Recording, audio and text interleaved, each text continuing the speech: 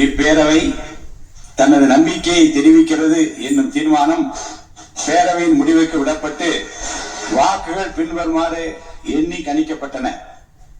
தீர்மானத்தை ஆதரித்தோர் 144,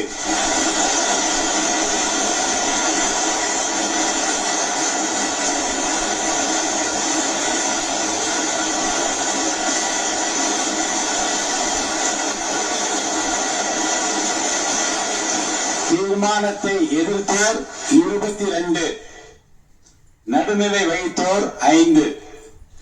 தீர்மானத்தை ஆதரித்தோர் அதிகமாக இருப்பதால் மாண்புமிகு முதலமைச்சர் அவர்களின் தீர்மானம் நிறைவேறியது, வெற்றி பெற்றது.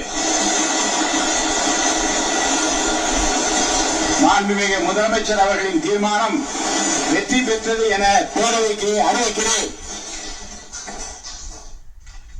அமருங்கள்.